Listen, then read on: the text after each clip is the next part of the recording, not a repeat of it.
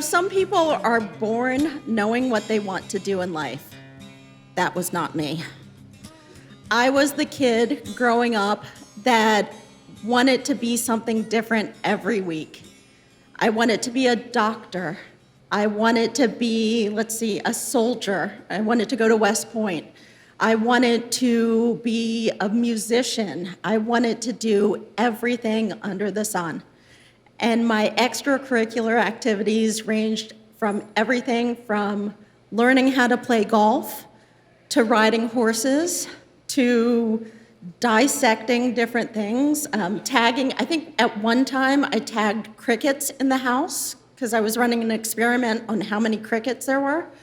So it just ran the gamut, right? And I have the best parents in the world because they really fostered that curiosity in me. So fast forward, I went off to college and I decided that I was going to study computer science because that was my interest at the moment, was computer science. Well, enter my first class of my first senior year, and I called my parents and I said, Mom, Dad, I don't want to do computer science anymore. I want to do math. I'm sure the conversation, even though they were calm on the phone, I'm sure it did not go that way after I got off of the phone, because that meant another year. Right? But I did graduate with a BS in applied math and a concentration in cryptography. But as you can probably guess, I did not go into cryptography after I graduated. I promptly moved back home and then got a job as a business analyst. So, another term for a business analyst is a cubicle dweller. And as you can see, I kind of don't really fit into a box. So I had some trouble with that. I would sit there, I remember I was in a 55-story building. And I would get so bored at my desk, and I was so curious about 55 stories of people doing things, and I just needed to find out what things these people were doing. So I figured out that I could print my reports on any floor in the building. I was never at my desk. So lucky for me, the housing bubble burst. I know many of you are like, oh, that was a tough time. But for me, it was a blessing in disguise because I was laid off. And in being laid off, I realized that that was the best thing because I was one of those that I would get the Monday morning blues Friday night. It was not the place for me to be. So after a year of trying to find a job, I moved back home to my parents with 2 dogs and no job and 30-something. I have the best parents in the world. So as I was there at home trying to figure out what I was going to do, I would play golf with my dad. And I finally said to my parents, hey, I don't want to do this corporate America thing anymore. I want to do something that makes a difference in people's lives. I want to get into golf. Well, I have the best parents in the world. And at 30-something, I was able to work on my golf game 6 days a week for 4 years to get a solid golf game so that I could change careers.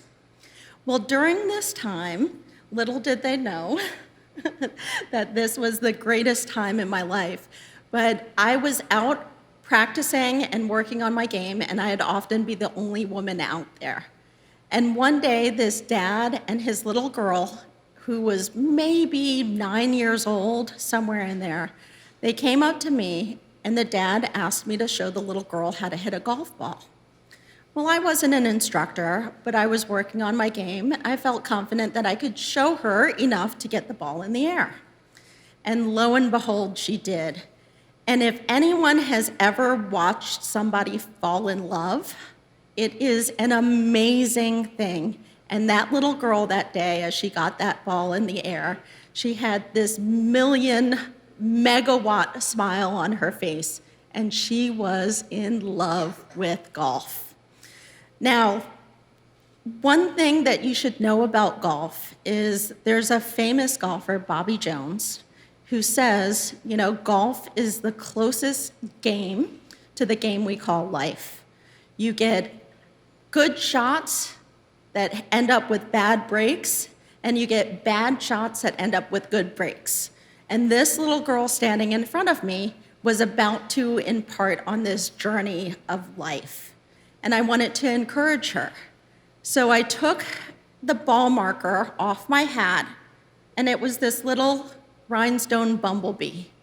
And I said to her, I don't know where you're going to go in this game, but you'll always need to know where you'll be, or where you've been, I'm sorry. And I handed her the bumblebee ball marker, and I explained to her that this bumblebee will mark where you've been on the golf course. Well, she was excited, they thanked me, and I thought that was the end of it. They left, and I continued working on my game. Well, fast forward years later, she found me on social media, and she wrote this amazing note to me, and she said, I just want to thank you. You were the only woman out there that day, and I remember wanting to be just like you.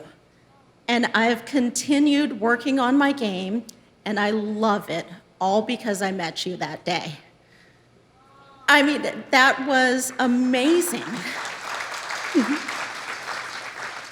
So then I started looking through her pictures, and there she is, probably a freshman in college, so all grown up, beautiful golf swing. And then you look at her hat, and there was the bumblebee that I had given her all those years ago. Well, on a parallel track in my own life, I was giving tips to friends about the game of golf, and I was encouraging them.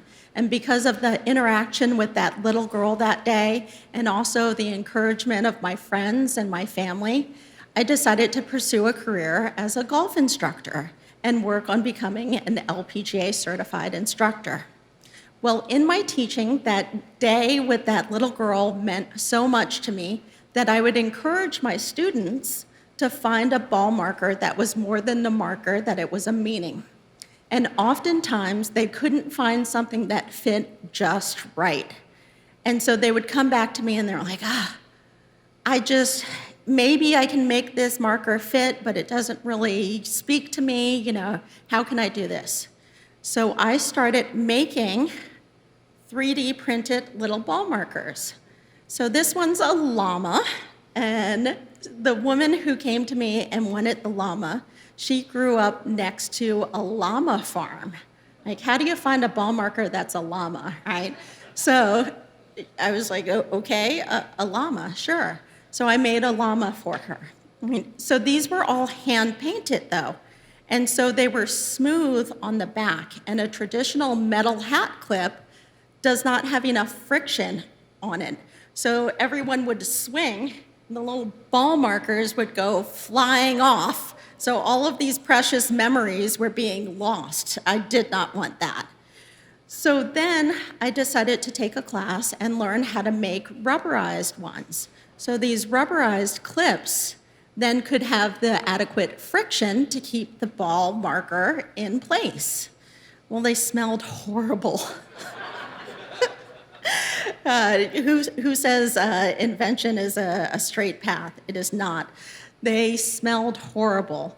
So, total moment of inspiration as I was making them at home, I added some essential oils into them just to make them smell better.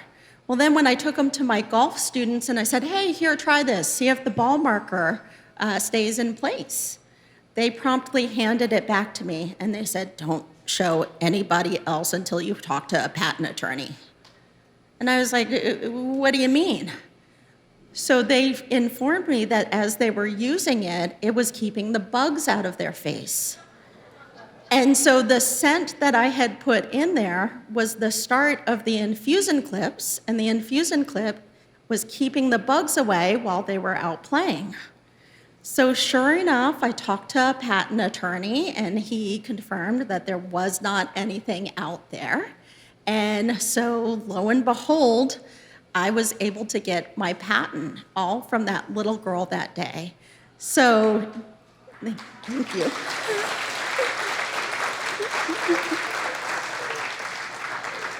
So December 2021 was a big month for me. Not only did I complete my LPGA Class A teaching professional certification, becoming one of 18 African American women LPGA professionals in the world.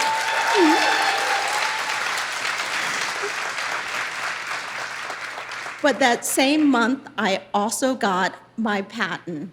Patent number 11,191,314.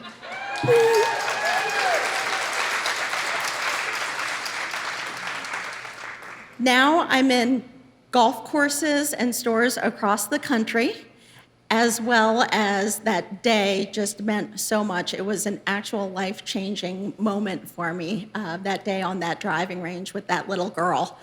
So going back to that quote from Bobby Jones, golf is the game of life. You get bad breaks from good shots. You get good breaks from bad shots. But no matter what, you have to play the ball as it lies. Thank you, Mom and Dad.